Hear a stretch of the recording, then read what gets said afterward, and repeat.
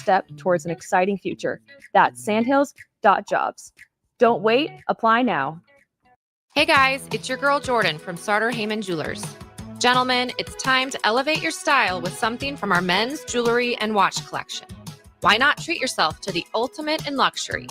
We've got an incredible selection of pre-owned Rolex watches, even those hard-to-find models you've been dreaming of. Whether you're stepping up your game day look or adding a touch of class to everyday wear, our top-tier collection is sure to impress. Stop by Sartor Heyman and discover the perfect piece to reflect your unique style. Until next time, happy shopping, guys.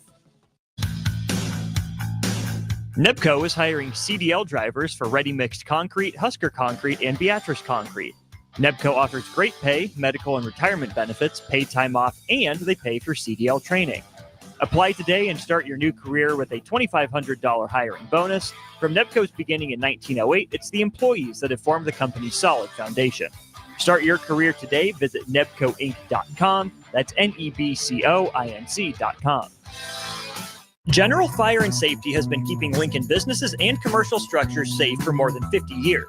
From a simple fire extinguisher to full fire suppression systems, Lincoln has trusted General Fire and Safety to provide top-of-the-line products, installation, and maintenance. If you're starting a new business in a brand new building, call on General Fire and Safety to help you plan a fire safety system that fits the specific needs of your business, employees, and customers. Call General Fire and Safety today at 402-261-0116. Midwest Bank is proud to be your local community bank right here in Lincoln. This is Travis with Midwest Bank, now with 2 branches conveniently serving Lincoln and 8 other locations across Nebraska. We're here to help you with any of your needs. From opening a checking account to buying a home or financing your business, our staff is here for you. Stop in and you might see Shin Daddy himself. Your community, your bank, Midwest Bank. Learn more at midwest.bank, member FDIC. Ryan, with all this red and all these people around, I'm still not seeing the tailgate. Todd Spidell, former body shop owner, terrible driver. We're getting close. Now, did you know with 3 locations in Lincoln and hundreds of years of combined technician experience, we can get Husker fans back on the road even quicker and safer after their tailgate mishaps? Oh, Todd, turn left right here. Left or right? Left, right here. Right? Well, you wait for the tow truck. I'm getting a hot dog. Well, I guess while I'm waiting.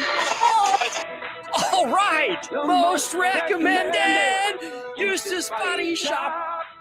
Woohoo! Dude, you should be on American Idol. You really think so? No. Accidents happen, even to Husker fans. If it happens to you, call Eustace Body Shop, where our customers send their friends. The most recommended Eustace Body Shop. That's who we are. Husker Hoops just wrapped up as Williams turns the corner, 2 more into the line, a chance for 3, Bryce Williams. Hustle down to the block, post up, and go to work now on 93.7 The Ticket. And the offensive rebound, fair game, Butunjel. The post-game post-up is sponsored by Action Plumbing, Heating, AC, and Electrical, and Lincoln Wall to Wall Wine and Spirits. Here's a CJ, same spot, same result. He is red hot. A siege in ahead half court. Eulis with it goes and it counts. Aaron Eulis with a half court 3 on 93.7 The Ticket and theticketfm.com. Let's talk about it. Nebraska falls to Purdue 104-68. Welcome in to post-game coverage of Nebraska men's basketball, brought to you by Action Plumbing, Heating, AC, and Electrical, as well as Lincoln Wall-to-Wall Wine and Spirits. I'm Moss Norman. Joining me is DP. Well, DP, that happened. Of all the games that have ever been played, that was certainly one of them. That was the Nebraska Cornhuskers. That was a game. It did what it did what it do, baby. It did what it do. We were saying this, and throughout the course of the week, whenever this matchup was brought up, as much as we want to hope that generational curses are broken, and that things will happen outside of our normal, but there's a reason why they're the norm, and we have to remember constantly that I'm not sure.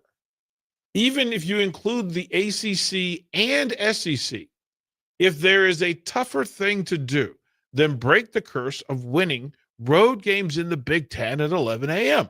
I don't know why Football, basketball, baseball. I don't know why we keep thinking that the universe will flip on its head and all of a sudden make it easy to win road games in the Big Ten, period. Okay. Then there's certain situations where the Big Ten is crispier than normal. And 11 o'clock Sunday morning is just not set for you to go in and have continued normal, regular success. It doesn't happen. So as much as we can like and love and adore and root for this Husker basketball team, the idea that after a tough night in Iowa City, a meat grinder of an extra period of play and all of the physicality bodies being thrown to the floor, mashed to the glass, all those things, that somehow a natural progression would be having success against the number 20 Purdue team in their building on a Sunday at 11 a.m. That's all completely fair because this is now the arena of the traditional Big Ten teams, at least the 14 that were in before the 4 new additions. The only Big Ten arena that Nebraska hasn't won in. Huskers now 0-9 all-time against Purdue in that building. And DP just kind of continues what we've seen from the Huskers on the road so far this year. They go to the Breslin Center, get beat by 37 points. Today was a step in the right direction, only 36 points, I guess, if you want to look at a bright side, if it can. And then the 15-point lead that they blow in Iowa City and end up losing that one by 10 in overtime. It is important to not forget just how tough it is to go on the road. And we're not just saying that, right? There's a reason Pinnacle Bank Arena has become a place teams don't want to play in. Nebraska is certainly going to look forward to returning back home for a game against Rutgers there on Thursday. But even all of that being said, I think we all expected more than a 36-point loss on the road, right? Not really. Not really. Again, even from this team? Have you met this team? Have you met this team? I think I have a pretty good idea of who this team is. I'm not sure they do. See, that part. I think fans' idea and perception of who this team is different than what the team is actually identifying as it works itself through, right? Because the team has to figure out who is go-to get a bucket guy. No matter what, no matter when, who's the go-to? Who is the lockdown defender? No matter who their star player is or who gets it going for the opposing team. Who's going to be the physical presence that allows you to stick out your chest and raise your chin like a Big Ten big boy? Mm-hmm.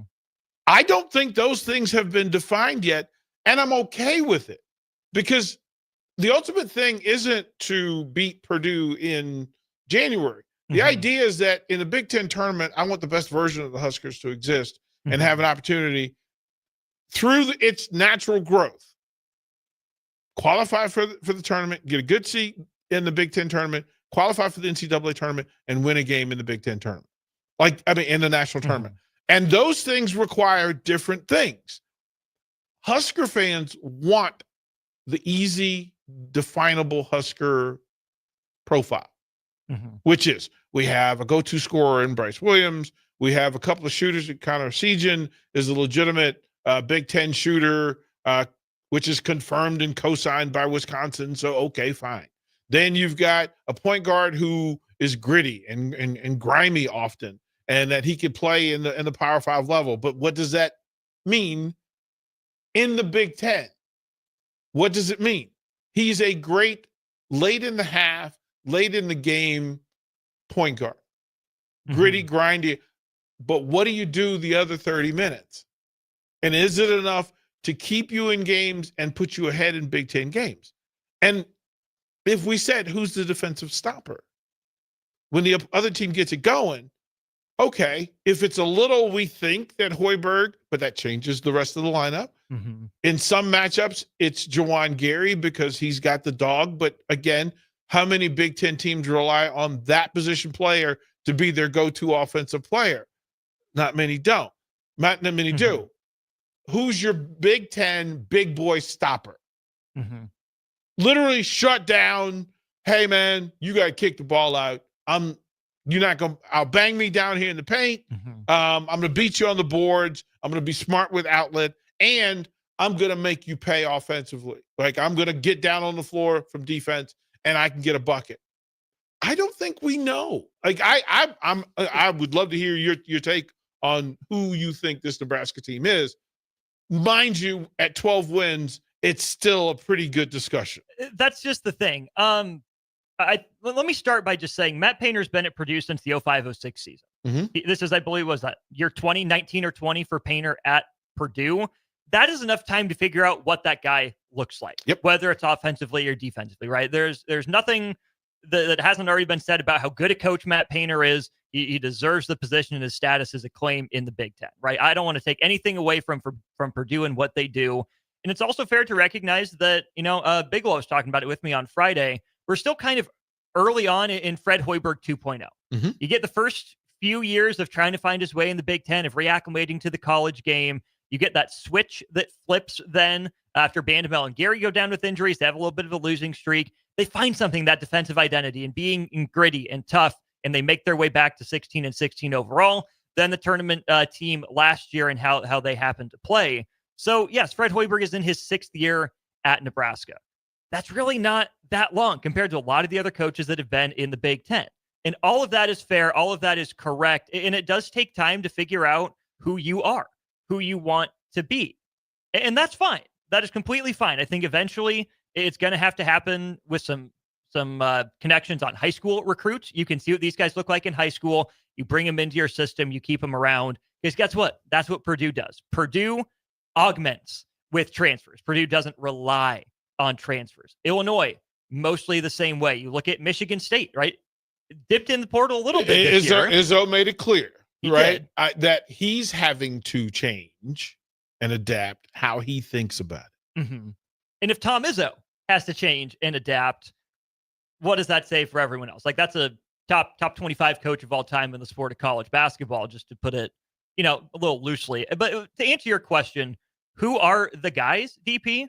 I'm with you. We still don't know. I know who Nebraska wants it to be, but either through lack of capitalizing on opportunities or lack of showing up when I feel like those moments present themselves, I don't think Nebraska has one, right? Look how many easy shots Purdue got today.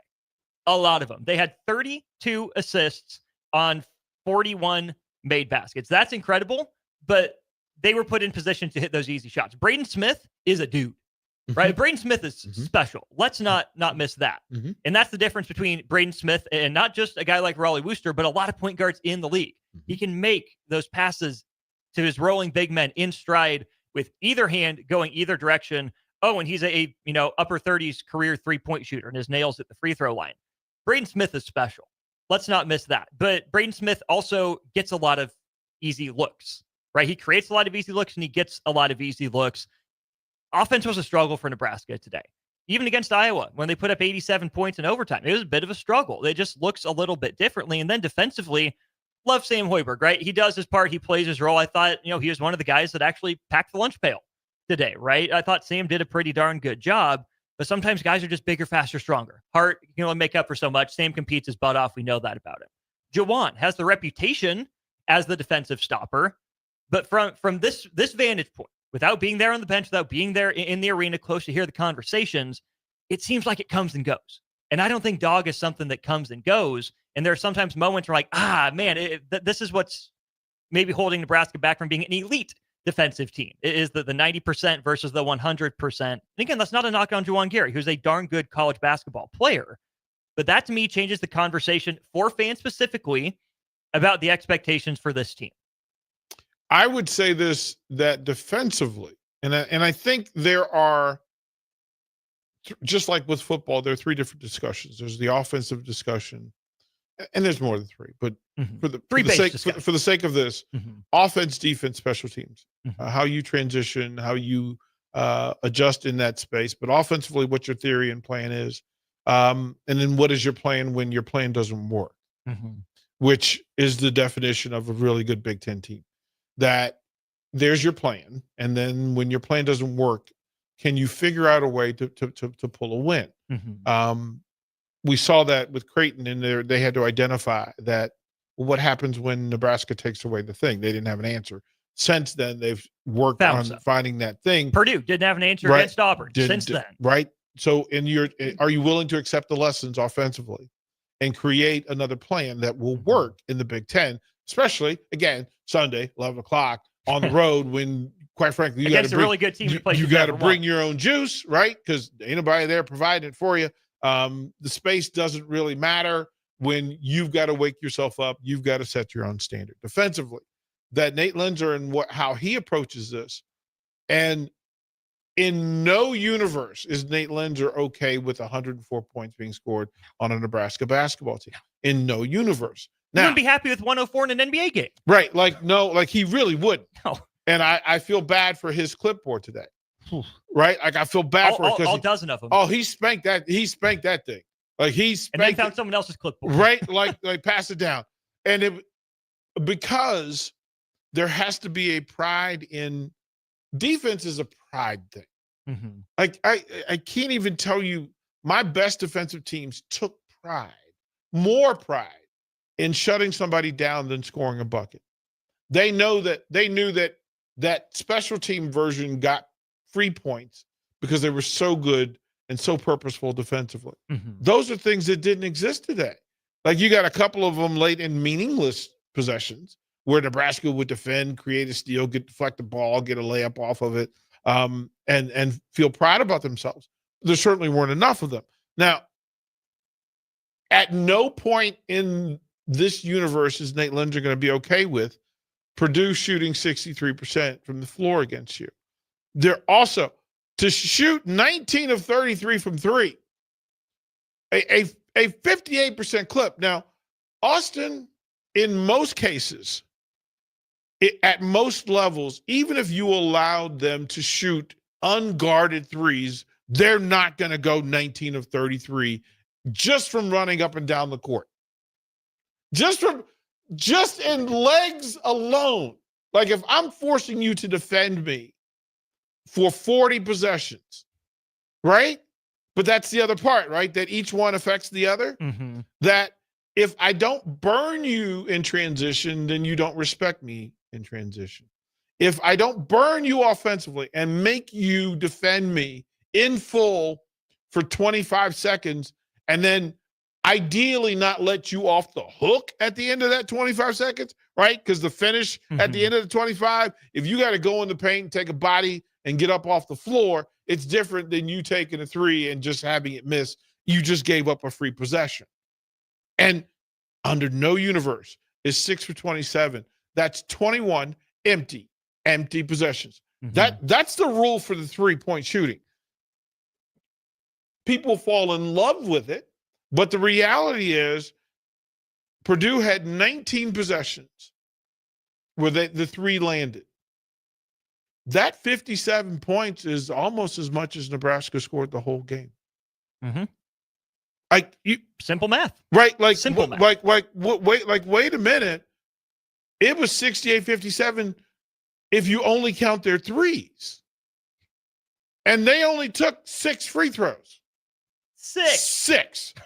Listen, when I say to you that I imagine Coach Lenzer having some real conversations with himself, and he will take ownership of it, and that's part of why I love him as a coach, is that he's not going to accept this. No. So I fully expect the next effort to be a 100% monster defensive effort.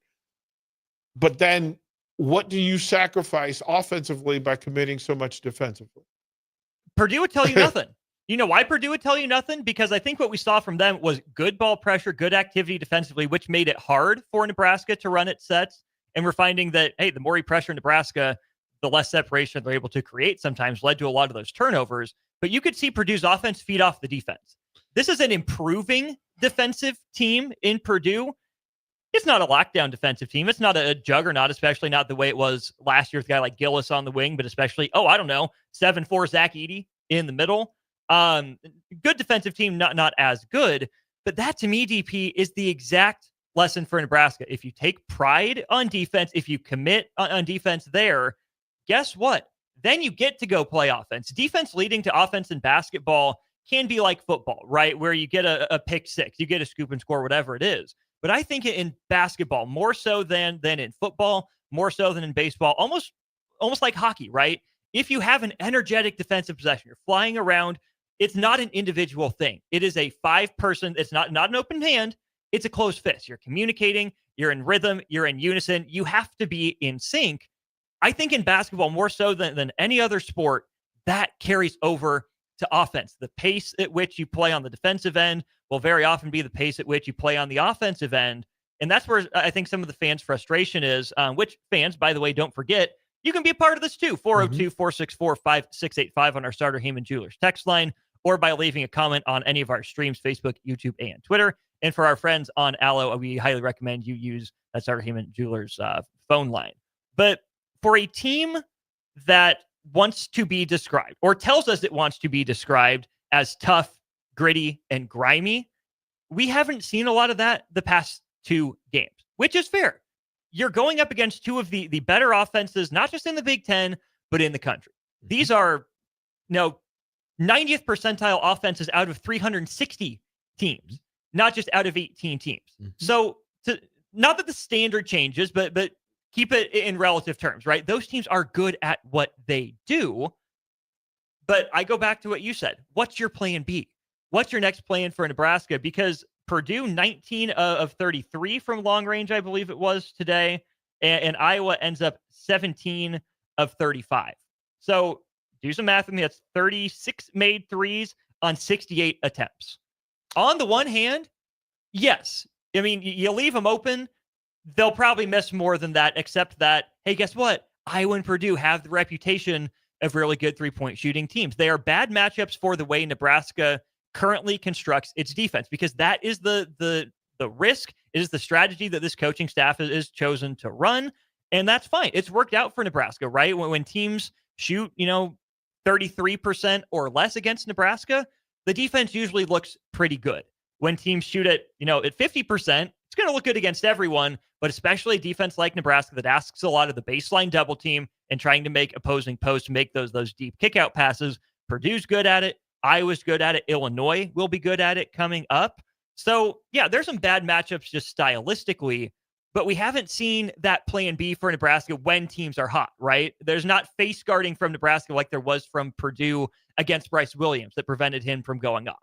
And then it's the easy ones, right? You don't get back in transition. You don't talk in transition. So you give an already good shooting team easier looks than it deserves. So there's a little bit of everything going on defensively for me, DP. Yeah, and here's the thing, and for me, from a coaching standpoint, no matter what the talent was, and sometimes the talent will affect what you run and how you scheme. But ultimately, if you know Nebraska's culture and style, you're rarely having the best player on the floor. That doesn't always happen for Nebraska. Then it becomes, okay, as a group, can I defend? Can I put people in bad positions and in bad situations?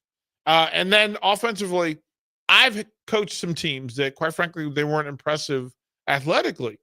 But if you let us plant the feet, get vertical, and shoot threes all day, we were going to be a problem. And I would laugh because it's just like medicine. Just keep taking it; it'll work. And that's what it looked like today. And those days happen. Those days happen because, again, there are games where I coached in where my team shot a better team out of their building. It just happened. I'm just sitting there with a smirk. It's like, yeah, Austin, go ahead and shoot it, man. And it's your day, and there's not much you can do about it. What you don't want is the 4 years ago Nebraska team where everybody had those days against you, where everybody's shot went down, everybody got a good look, and they made you pay. I think there's enough profile to think that Nebraska will be in the top third defensively in the Big Ten Conference the rest of the season. They will have 2 more games like this that, quite frankly, a Big Ten team, a top 25 Big Ten team, catches them at their place and just everything goes.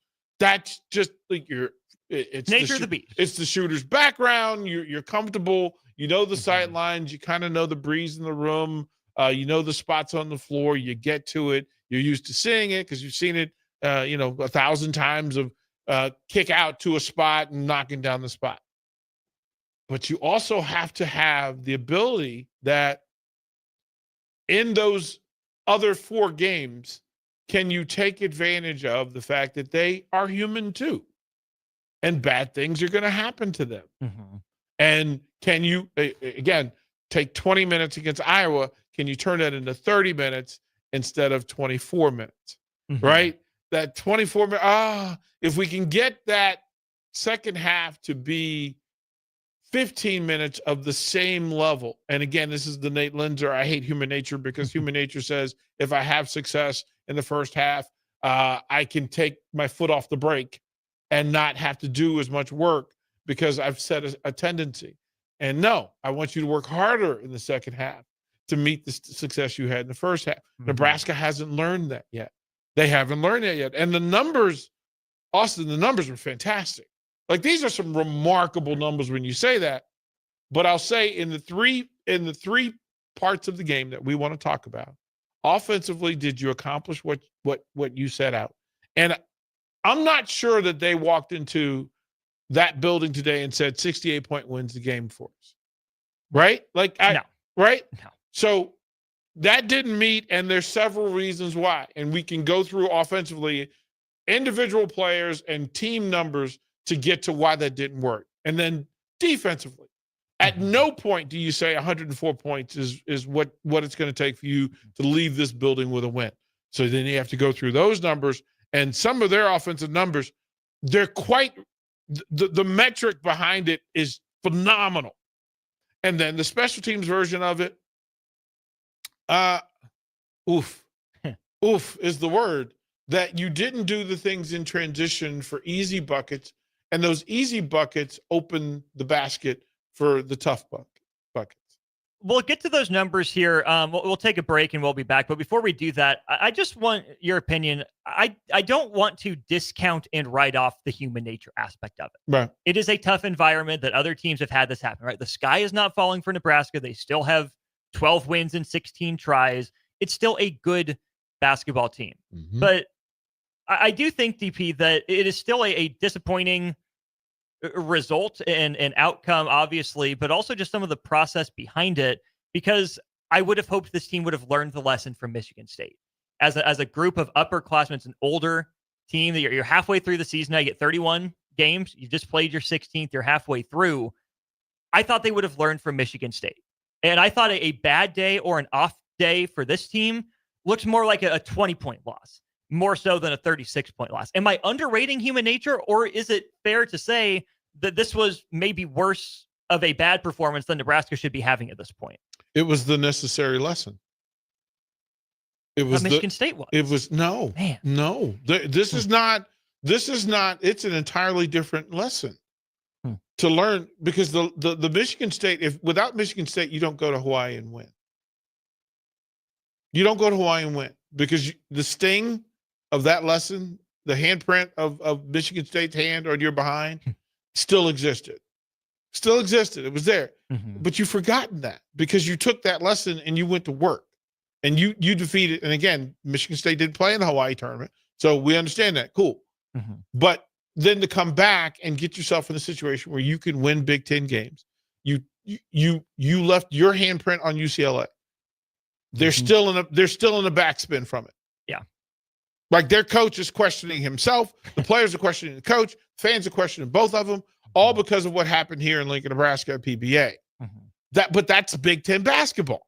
That the lessons exist, and they, quite frankly, the sad part is Big Ten has different questions and answers. One, who's going to do what in the regular season of the Big Ten, which has nothing to do with the Big Ten tournament, and has nothing to do with your success in the NCAA tournament. Right. Because all of the play that you've set up and all the lessons you've learned in the Big Ten Conference that season don't apply to you winning games in the NCAA tournament. Like, we have to remember, basketball at the college level is complicated and beautiful for all of these reasons. One, they're not fully formed. There is not one program in a country where the athletes are fully formed, that the programs are fully formed in identifying who they are, Look at Duke the other night. Listen, you tell me Notre Dame went to Durham and expected to allow Cooper Flagg to light him up for 40 plus. No. Not in the plan. No. And that's not a bad Notre Dame basketball team. But guess what? On the road in the ACC against a top-flight player who is still learning who he is in this space. He still doesn't know. He has a better idea today than he had going into yesterday. But still, now he's put out a tape on how he's effective. Well, guess what? North Carolina and company are looking at the tape. They're never going to allow that to happen to them. Nebraska has to look at this tape. Spots on the floor that were difficult to defend. Spots on the floor where they should have been able to defend. And then get prepared. Because as you and I were talking about it, and we'll go to break, but listen, Sundays in the Big Ten on the road. And if you think the lessons end here, they do not. They do not, because next Sunday they travel to College Park, Maryland for an 11 o'clock tip Central Time. Then a week behind that, after USC comes here, right? Take the punch, take the lesson, recover. USC comes here. They're playing well, but guess what? USC has never come to PBA and caught a team in a building that's really difficult to play in. You take the rise from that, and then you got to go to Madison, Wisconsin at 12 noon on a Sunday. Oh, boy. Not exactly fun in games. Hey, you get to come back home, and there's Illinois. And guess what? At PBA, not a fun time. Not a fun time, but I like my chances. I like my chances. Then, Sunday night, you got to go to Oregon. You got to go to Eugene and face a really good Oregon team on a Sunday in the Big Ten. Come back home. Come back home for a quick trip, and then go to Washington for a late nighter, a 9:30 tip. 9:30. 9:30. How do you think that's going to go? Hey, come back, Ohio State on a Sunday at 1 o'clock. Hey, Buckeyes, sorry. Welcome. You're welcome, but guess what? Maryland comes here on a Thursday night. Maryland plays like crap here on Thursday nights. Then you go to Northwestern, and we have the metric for Sunday afternoons in Evanston, Illinois, against a scrappy, smart, intelligent, high IQ Northwestern team that will do some things against you that you don't like, and you better know. So listen, the lessons are constant and consistent. And even when you learn a lesson, there will be another lesson in the Big Ten waiting for you. How they get through it is going to determine what the seeding is going into the Big Ten tournament, and then whether they qualify with all this work. And if it's ended today, they'd be in a really good spot in the tournament. But as we just said, the schedule coming up and the lessons that they're going to be taught will dictate whether that looks like a fun trip to the NCAA or whether we're just going to watch. Right. And hope. Yep. So update from Piscataway through one quarter of play. Nebraska leads Rutgers 16-14. Touch on that briefly. Continue talking some Nebraska men's basketball when we get back to postgame coverage here on The Ticket. Once and for all with Bats to Rats. Their expert team is here to help you reclaim your home. No more sleepless nights caused by crawling critters or flapping wings. Bats to Rats ensures a safe environment for every family member. Check the website at batstoRats.com for amazing offers. And if you mention this ad, you'll receive $10 off your initial inspection cost. Call Bats to Rats today at 402-781-8691. That's 402-781-8691. Bats to Rats. Attention students and anyone else looking for a great deal. Sun Valley Lanes and Games has the ultimate weeknight special. For just $15.95, enjoy unlimited bowling, lucky putt mini golf, and laser tag. Flash your college ID at check-in to receive $2 off your admission. It's the perfect way to unwind Sunday through Thursday nights. Check out sunvalleylanes.com for hours and availability. Sun Valley Lanes and Games, located at 321 Victory Lane. Lincoln's best place to meet, eat, and compete. Sun Valley. Explain to me again why we're sleeping on the ground. Because we're thramping, thrift camping. It's saving us money and getting us closer to nature. But we don't need to thramp. I just combined our home and auto insurance with our State Farm agent, so we have a rate that fits our budget. All right. Do you think our agent can bring us an air mattress? Call your local State Farm agent, Vinny Kreekak, at 402-474-1173. Individual premiums and budgets will vary by customer. All applicants subject to State Farm underwriting requirements. An hour ago, you didn't need a plumber. Now you're in a panic. When life throws you a surprise with a clogged drain, plugged or leaky toilet, broken pipe, leaky faucet or water heater, or a bathroom or kitchen plumbing upgrade, whatever. Just call Bryant Air Conditioning, Heating, Electrical, and Plumbing. 467-1111. Keep that number handy, 467-1111. Or go to BryantLincoln.com. Bryant Air Conditioning, Heating, Electrical, and Plumbing. We do whatever it takes. If you want to make new floor shopping easier, come to O Street Carpet. Hi, I'm Steve Carper. Our flooring professionals can help you choose the best flooring for you, your family, and your budget. We eliminate the confusion. Even better, you'll be enjoying your new flooring much sooner. No 6 or 8 week waits. We'll install right away and save you money on installation. Floor shopping made easy every day at O Street Carpet. O Street Carpet. 1732 O Street. Family owned and operated. Always the best value.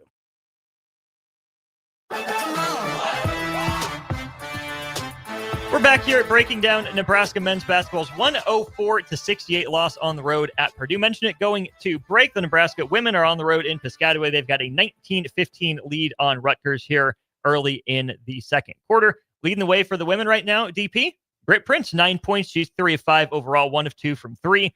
Made her 2 free throws. Also got 3 rebounds. So I just, in watching her in high school, it was one of those things that she, as a scorer and as a playmaker, when she got into the paint early, took the bump, got to the free throw line, I would tell her, listen, I need for you to take the lid off the basket. If I could get her to the glass on the first shot, right? See a ball go in, then all the rest of her game expands. She's that player. And in that building, the dark, dark dungeon that is playing in Rutgers basketball on a Sunday, get close and then work your way out. Right now, it is a classic Rutgers game. The high shooting percentage right now is 36%. Yeah. And that's Nebraska. They're 8 of 22. Rutgers is 6 of 22. A combined 3 of 15 from long range and only 4 free throws through about 12 minutes of play. So you went to Rutgers and a Rutgers game broke out. Shocker. Yeah, it's the thing of learning the different rooms and the different spaces, right? That it's not, it has to be a part of the process. I knew that there were certain rooms that we went in that, quite frankly, listen, I would rather you take the first ball possession and drive and put your knee in somebody's chest for a charge, trying to get to the glass, to at least make the statement and get used to it being a physical game. Rutgers, any sport, Rutgers is a grind. Yeah. It's a grind. And if you're going, it's a team that isn't the most athletic team. It's not the most graceful team, but they're going to bang you.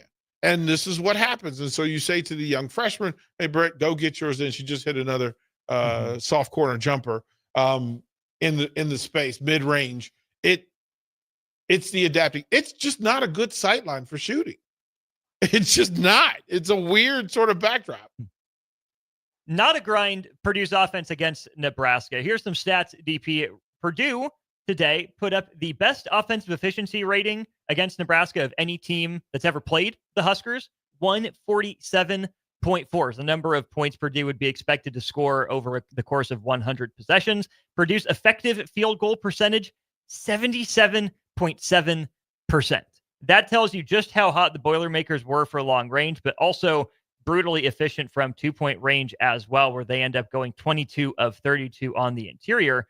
Flip side of that, DP, for Nebraska offensively, they shot 74.1% on twos. When Nebraska got downhill, when Nebraska got going toward the rim, you could tell Purdue didn't have much resistance at the rim, but really the story, I think, for Nebraska on the offensive end continues to be the turnovers. 17 giveaways for Nebraska that lead to 22 Purdue points. That's not good, and that's another thing that you would like to think you can fix, but at some point, you just got to kind of bake in double-digit turnovers for the Huskers and hope they're shooting well enough to overcome it. I don't know why that is, though. Do you have a theory? I don't know. Do you have a theory? See, this is one of those moments that gets me heated, right? Turnovers is ready for this? Is a fundamental decision in basketball. Turnovers are a fundamental decision in basketball. And it doesn't take talent. It doesn't take anything else other than there's one basketball. There's one basketball. It doesn't make decisions on its own. It just can't. It is not sentient. It's just not, that's just not how it's built. Here's the thing, that if I play the game, if I catch and receive, pass and receive with two hands, my turnover ratio goes down. Automatically. If I step to where I'm passing the ball and I'm two-handed in doing so, I have control and I have more efficiency in doing that. If I catch and receive with two hands and step towards where the ball is coming from, Austin, it's less time for the ball to be in air and fewer hands can get to it. Right. If I don't pass across the paint, if I do not pass across the paint, if I don't throw a cross-court pass, I'm in a better situation to not turn the ball over. And then if I play the game on 2 feet, if I play the game on 2 feet, one, if I do absolutely nothing while on 2 feet with two hands in the ball, my turnover percentage is like 0.001. If I do absolutely nothing with the ball with 2 feet on the floor and two hands on it. What's the worst that's going to happen? A jump ball? Listen, and it gets way complicated because the game is being played in a way that, why would you not do that? In the Big Ten. In the Big Ten. Wait a minute. I put you in a game. I train you for 20 plus hours a week. And I put you in a game. At no point have I ever told you, hey, throw the ball to a guy wearing a different shirt. Hey, at no point have I coached you to throw the ball to where there's not a person standing who wears the same jersey you do. Austin, it's mind-blowing to me that at this level, the expectation, now there are things that happen, the human factor exists. And in extreme circumstances, turnovers happen because, hey, you know what? You're trying to make a difficult pass in a difficult situation. It's all you had. Yeah. Right? In a trap, there are rules of engagement. And again, even in a trap, if I do nothing, it is better than trying to do too much. 100%. So, well, did you ever use the line with your kids, I'd rather have a 5-second call than you try to make something dumb happen? Yes. Every day. I only coach middle school basketball. That's one of the first things I ingrained. If you get trapped, just hold it. Right? If you can't throw it off their knee, don't throw it up for grabs. Don't hand it to them. Don't swing your elbows. We'd rather take the 5-second call and reset defensively than do any of this. But it's not like Purdue is trapping Nebraska, do you know that you can run from one end of the floor to anywhere on the floor in 3 seconds? Right? So a 5-second count means, one, you didn't have a plan. Two, you went away from your foundation. Three, in the triple threat stance, it really transcends because you can go, if you've done nothing, you can go backwards, you can go forward, and left, right, unless you've trapped yourself to the sideline. But here's the thing, even with the sideline, I have permission with the ball to step through. I can step around. I can pump fake up and get your hands up because that's what a good trap will do. And then go down and a bounce pass with a step, right? But remember that with that, I still have a pivot foot that allows me to change my angle and leverage. And then the rule for this was when chaos happens, slow down and chaos goes away. In a 5-second trap where two people have you, again, if I do nothing, I get to reset the defense, right? I get to figure out what happened, and I get to work from there. But if you panic, you're going to throw it, and they're going to get 2 points, and we still don't have answers, and you just turn the ball over, and now you're more inclined to do what next? Repeat it. Repeat it. Repeat it. Do it again. Right? And but the mentality behind all of this stuff, and this is what I knew defensively. When I put pressure on people, I knew that they were going to do dumb stuff. Why? Because I had people who weren't used to having the ball in places where they weren't used to having the ball. right? I took the ball out of the best ball handlers and the best decision makers' hands. I also which is why Purdue top blocks Bryce Williams. Yep, and I moved them to places on the floor where they're less competitive. If you have to go cross court to beat me, okay, but you just spent 3 seconds, 6 seconds going cross court and not attacking the basket. At no point were you near the basket and you're 60 feet away, 40 feet away, 30, 20 feet away. That if I caused the trap at any time, and I had a rule that anytime somebody went baseline, we trap. Oh yeah. Oh, we trap. Oh no, I need for something stupid to happen. Like you're. So Nebraska working from the double digits is part of the deal. Pace of the game sometimes dictates that, but the same rules apply. You can play faster and not play dumber. Right. that part. Just because you go fast doesn't mean you have to make every decision in that instant, right? So much of the decision making happens ahead of time, where you put yourself in position to make an easier decision. I know you were on with Haas. I don't know how much you're able to watch, but this game, there were a few live ball guy trying to do too much turnovers. But sometimes with this team DP, I think that they just go through the motions sometimes with it. And it's the opposite of that, where they're not trying too hard to make a play. It's, oh crap, the other team scouted us. I can't get away with what I can in practice sometimes. Well, and both of those are mental. Well, but that's coaching. To take away the thing that listen, I've never gone into a game prep and not decided what thing I was going to take away from my opponent. Whether it was comfort, pace, spots on the floor, player skill set, I'm not going to let you go do what you want to do against me. What is that? No. And I also, there's a thing I'm going to demand from my players. If I have Bryce, then I have to make sure. And again, there are days when Bryce is just not going to be Bryce, right? That happens. The human factor matters. That Bryce, there's certain days he's not going to do the things that Bryce likes to do, is good at doing, or wants to do. That's fine. Have another plan for that. Have another plan that, okay. What is Nebraska's second plan? The second plan for me is offensively that Connor Segan has to be more of a factor, but that leads me to, if he's my second best offensive player, I can't have him on the bench. I cannot have him on the bench. I need to put that pressure on the opponent to make decisions about how they're going to defend us early in this thing. We talked about having, Riley Worster. Riley Worster, he can never just score 5 points. Can't do it. There could never be a game where Juwan Gary has one rebound. There could never be a game where Braxton Mia. And it was Mia, one offensive. Right. Rebound. And there's no game where Braxton Mia should only have one rebound. Like there's certain numbers that, quite frankly, to who you are and what your personality is, that you have to figure out how to put people in place. You got 17 minutes from Andrew Morgan. He took 3 shots.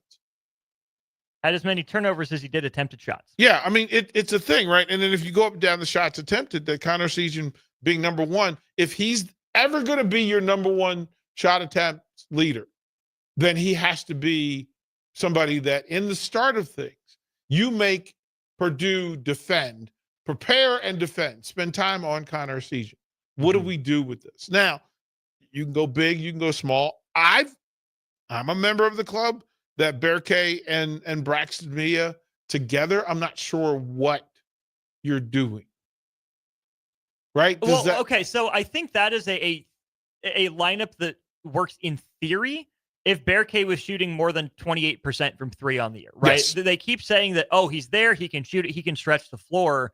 There's got to be a point where what happens in practice either needs to translate to the court, or you got to sideline it until you start seeing it consistently. Because we saw this last year, DP, when Nebraska moved Jamarcus Lawrence to the bench and Josiah Allick into the starting lineup. That was not a move I was a fan of, but it worked because Josiah Allick and Rink Mast didn't have overlapping skill sets. Yes. Right? Because Josiah Allick could hang out on the baseline in that dunker spot, short corner. He could go high-low with Rink Mast, who could, break out a move in the post, but was just as comfortable out on the perimeter. Right now, they're asking a lot of Braxton Mia that I don't think he has looked comfortable doing all year, right? Teams will either back off Braxton Mia because they know he's not a threat to shoot it, or they'll get up in his grill and pressure him because he's not comfortable handling the ball as much on the perimeter as Nebraska's asked him to, which is where you want to pressure release like Berke Boyukengel. Teams are out on him a little further, but this is today. He did make 2 threes, second time in his college career he's made 2. And whether it's Berke Boyukengel, whether it's even, Jawan Gary, whose shooting numbers haven't been good the last couple games, just like Nebraska's gambit defensively is, we'll give you some open threes and dare you to make them. It's the same thing that teams are doing against Berke, against Jawan, against Aaron Eulis, for example, right? If Bryce Williams can get hot from 3 and Connor Seaton can get hot from 3, it's easy enough to take away 2 guys, even if they're on the court at the same time together. What makes Purdue dangerous is they had 4 or 5 guys on the court that could shoot it. So back to the Berke and Braxton thing, I think Fred Hoiberg liked the size. I think that's a good regular season way to get through the grind when you can mix and match, I think, any of those 3 postmen with any combination of 2. But that's where I think some of Nebraska's best lineups are only with 1 of them on the court instead of with 2 of them. I looked at Berke in the middle in some Big Ten cases with Connor on the wing, right? Because it takes some of the burden off of Bryce. What's Nebraska's best offensive lineup for you? Best combination. I'll get in trouble for this. But like Connor has to be in this thing. But Connor, Bryce, Jawan.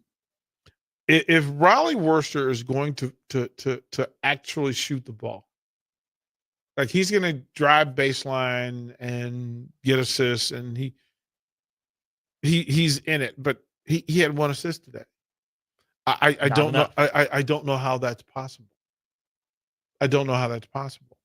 But I think a smaller lineup is the best offensive lineup. It's not the best defensive lineup, but a smaller lineup with Morgan in the middle, because Morgan's just enough of a freak factor that if you don't defend him on purpose, he'll hurt you. He'll hurt you. So I think Morgan, Williams, Gary, Worcester, Sejan would be my best 5. I think, I'm with you on the guards and the wings. And I think the beauty of the roster Nebraska has built is that any of those big men can function in Nebraska's best offensive lineup, except that Braxton Mia gets an alley-oop a week, essentially, is what it turns into, right? That is a vertical spacing threat that Nebraska hasn't had in a long time, that sometimes guys are missing him. Sometimes he's not making the right roll, the right read, whatever it is. There's a vertical element there that Braxton Mia could bring to the table that Nebraska doesn't see consistently. Andrew Morgan has a Big Ten caliber back to the basket game, is a pretty good decision maker in the short roll, like we saw Trey Kaufman-Renn do quite a few times. When Andrew Morgan has to take the air out of the basketball with his back to the basket, that's where teams will come rake down. Some of the turnovers come. And even Berke Boyukengel, right? Really good passer, really good energy, really crafty guy. Any one of those big men can be the fulcrum, I think, of Nebraska offensively or bring something to the table, but we don't necessarily see it consistently. I'm a Berke fan. Watching in Hawaii where there were moments, big shot Berke showed up, and it became a big part of Oregon State, right? Of what they were using and how they were using it. But then it becomes a matter of being consistent in it and then making decisions in critical moments about, okay, this isn't working. Okay, is it not working or is it not going to work? And there's a difference between, okay, this isn't working right now, but does this have the possibility of working later on? And Berke is one of those guys too. I go back to what you said at the beginning, right? It's not a finished product. It's not a finished team. It's only year 3 of Fred 2.0. The expectations shouldn't have been sky high for Berke Boyukengel. I mean, he didn't play double-digit minutes per game last year at UCLA, I don't think. He was coming off of injuries, and he's still adjusting, I think, to the speed of the American game. Yes, he's played some pretty high-level basketball in Europe, but Europe semi-pro and European nationals are not the same as NCAA college basketball. It's a different game. It's an adjustment. It's a new place. I wasn't going to say anything you got from Berke Boyukengel was extra this year, but I think this is the learning experience for next year, him to take that step into consistency. Right now he's an X factor. Next year, I think he's got to be a glue guy. Yeah, I mean, this isn't the finished product. No. And let's be clear. If Rink Bass is playing this year, this is a 15-win team right now. Yeah. Like it's a different deal right now. Even with the offensive problems, Rink Bass would change a whole lot of this. So for whatever's in play, but you got to go with what you got to go with, right? And it doesn't particularly matter. Nobody cares that you're without Rink Bass. But the reality is this is not the finished product. This is not how this looks in the Big Ten tournament. I guarantee you the starting lineups will probably change and go through several different versions of it. Still trying to figure out what to do with Ulis and how to put him in the best situations and circumstance. And then who does he play best with? Right? That's the other part. Right? That who does he play with? And the more minutes you give Sam Hoiberg, who plays better with him offensively? Again, Sam and Worcester have similar traits when it comes to how they are with their they all penetrate well, they all get to spaces, but you have to punish people in the paint. You have to punish. First of all, defensively, I'm not letting anybody in the paint. Second of all, if you let me in the paint, I'm going to beat you up. Like, I'm going to beat you up, and that's a real thing. So they're still learning. It's not a complete. It's not a completed picture yet. The puzzle is not formed. Mm-hmm. But understand, you're going to take some punches until it is. That is what we're looking at. Again, send your thoughts in here to postgame 402-464-5685. We'll take another short break, have another 10-15 minutes or so as we wrap up Nebraska Purdue. Barbecue by Single Barrel is the answer to all your lunch and dinner cravings. They have everything from smoked turkey sandwiches to brisket burritos to burnt-in sandwiches and pulled pork. Try a dinner plate option of barbecue nachos, a half-smoked chicken, a full slab of ribs, and so much more. Don't forget their great sides like mac and cheese, cheesy potatoes, barbecue beans, or red slaw. Mulberry Barbecue by Single Barrel, open Monday to Saturday from 11 a.m. to 8 p.m. at 11th and Cornhusker Highway. Garage doors can be expensive. Are you keeping yours in the best condition possible? This is Cameron Hall with Doors Plus. Doors Plus is a locally owned business that prides itself on the fast, reliable, and friendly service. Doors Plus offers flexible scheduling so you can book an appointment that fits your busy day. My team and I will come out to your property, both commercial and residential, and provide you with the necessary information you need to make sure your garage door is in working and smooth condition. Give Doors Plus a call today at 402-590-5800 to book an appointment and learn more about our preventative maintenance plans. Doors Plus, garage doors, and more. What's the radon level at your home? Don't know? Find out with a call to Bryant Air Conditioning and Heating. Make sure your home is safe with a radon check from Bryant. If you've already tested, ask Bryant for a free estimate for mitigation. Once completed, you'll get a report showing how much safer your home is. When it comes to radon, call Bryant. 467-1111 for testing and mitigation. Bryant Air Conditioning, Heating, Electrical, and Plumbing. We do whatever it takes. Constructors is now hiring for all positions, with laborers starting at $23 and up based on experience. Constructors has immediate job openings for laborers, mechanics, bridge builders, operators, and drivers. Start your new career today. Constructors offers great pay, health, dental, and vision insurance, paid time off, paid holidays, and so much more. Join the crew today and be a part of Nebraska's oldest paving company dating back to 1908. For a complete list of openings and to apply online, visit constructorslincoln.com. This is James Harrell with NP Dodge Real Estate. When I became a licensed realtor, I wanted a brokerage that would help me grow in my new career. I found that in Lincoln First Realty. When Lincoln First was acquired by NP Dodge, the training and support I received only got better. I love knowing I have the power of the NP Dodge brand behind me. I would recommend NP Dodge to new agents looking to jumpstart their real estate career and to current agents who want to take their business to the next level. Expand your career with NP Dodge. Call Eric at 402-434-2222. It's game day at Raising Cane's. If you want to order like a champ, it's the action off the field you need to focus on. The only play you're running is chicken. So what combo are you picking? Make it a perfect season. We've got tailgates of hand-battered, cooked-to-order chicken fingers and cane sauce, and jugs of freshly made tea and lemonade. All available to order online or on our app. Touchdown! This season is about to be unbeatable. Raising Cane's Chicken Fingers, one love.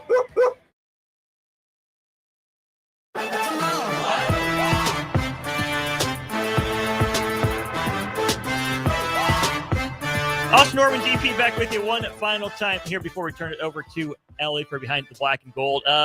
Nebraska was behind the black and gold today pretty much all day. Huskers got up 3-2, and that is the last time they sniffed a lead. 104-68 Purdue over Nebraska. Big thanks to Action Wall-to-Wall or Action Plumbing, Heating, AC, and Electrical, as well as Lincoln Wall-to-Wall Wine and Spirits for their coverage here of Nebraska postgame. Next game for the Huskers will be Thursday evening against Rutgers. Interesting one, DP. This is not the vintage Rutgers team that we're used to. Of course, Husker women are on the road at Rutgers, holding a 5-point lead at the half, 36-31. We talk about a team trying to find itself, right? We talked about it for Nebraska.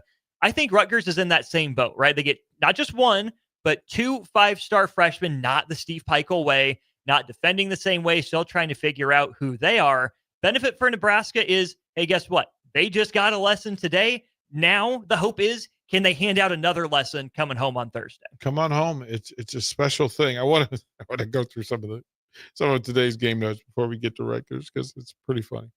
Nebraska 2-1 against ranked opponents this year. We'll take that. Yeah, we'll take that. But Nebraska falls to 0-9 in West Lafayette since joining the Big Ten. The only place amongst the big 13 Big Ten schools heading into the season that Nebraska has not won. Mm-hmm. So again, kind of read the room. Purdue shot 62% from the field. Second opponent this season over 50%, just the second. So again, we're not painting it all black. No. It's not all black. You just had a bad day.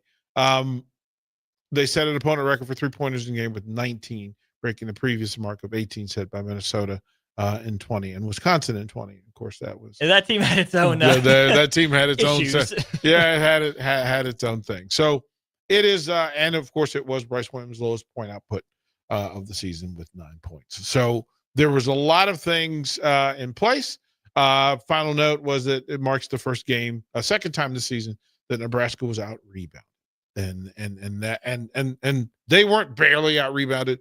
They were beat 33-20 on the boards, which in a game like that, long rebounds, etc., that Connor Season and Bryce Williams lead you in rebounding, and you're at a negative 13 in the numbers. Again, I expect practice to be pretty interesting.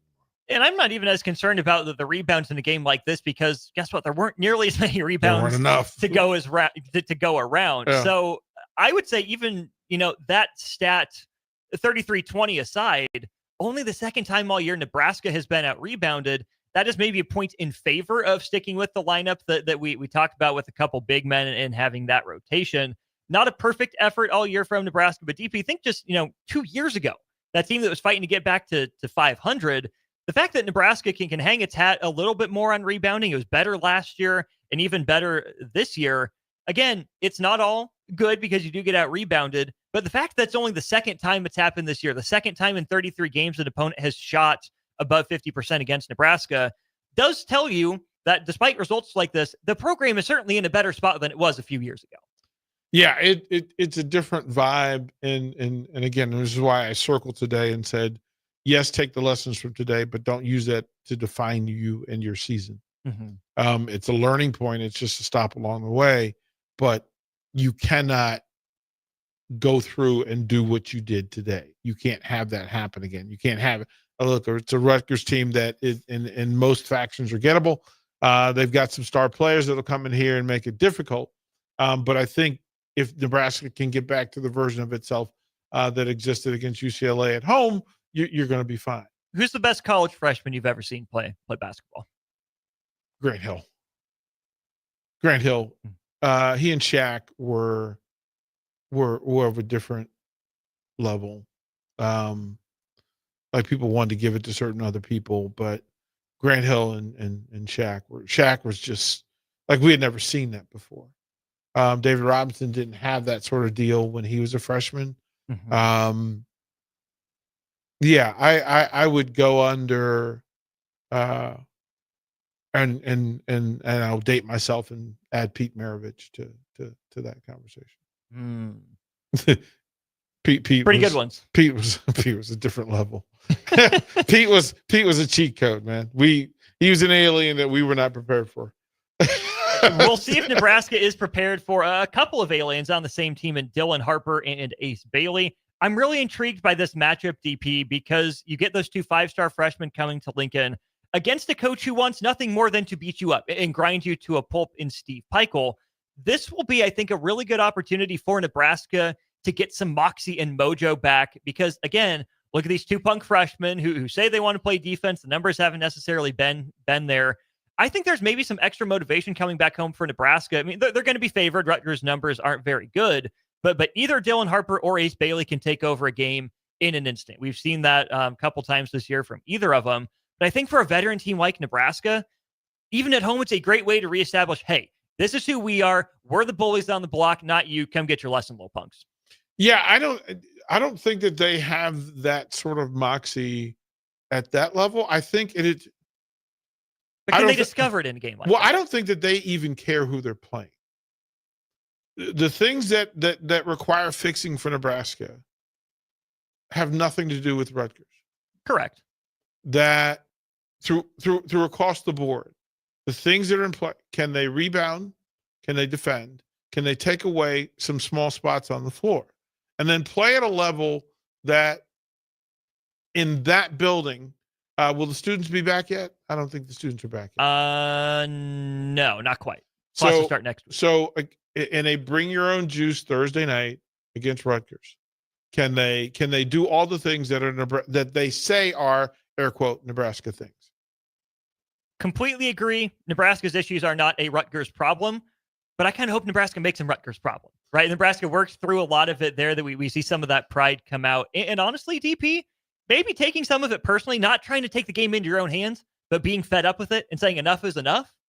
That'd be nice to see from this team too. Well, that's part of the greatness factor, right? That there are people, great teams and great players make things personal. Yeah. Even if they're not. I mean, we mocked Jordan for a while. I took that personal. Oh, yeah, that's a wonderful thing. LeBron, I'll make a battle. Kobe.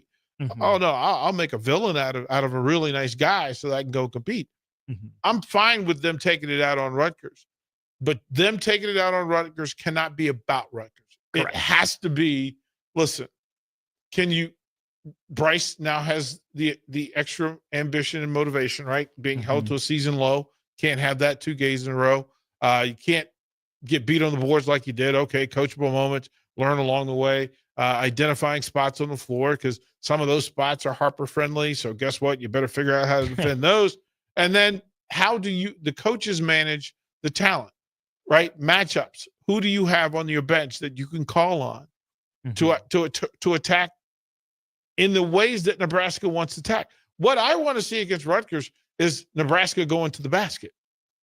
Yeah. I know they want to fall in love with shooting threes, but to me, I want to see them attack whoever they're playing. It just happens to be Rutgers. And hey, guess what? Nebraska had success going downhill against Purdue when they took care of the ball. Rutgers has similar front court questions, if not even more, right? They lose Cliff Amore in the offseason. So I think there will be opportunities there. DP, been an hour. Thanks for hanging out. Appreciate it. Oh, thanks for having me. Appreciate Action Plumbing, Heating, AC, and Electrical, as well as Lincoln Wall-to-Wall Wine and Spirits for their sponsorship here of our post-game coverage. Once again, Nebraska falls to Purdue 104-68 in West Lafayette. Up at the Rack, Jersey Mike's Center in Piscataway, it's 36-31. Husker women are leading Rutgers. And then late third quarter, 13-7 Buffalo over Denver. I'll be back to talk more about that with you tomorrow at 2 with Strick during On the Block. DP and J with Old School at 4. For DP, I'm Austin. Appreciate y'all tuning in. We'll do it again soon.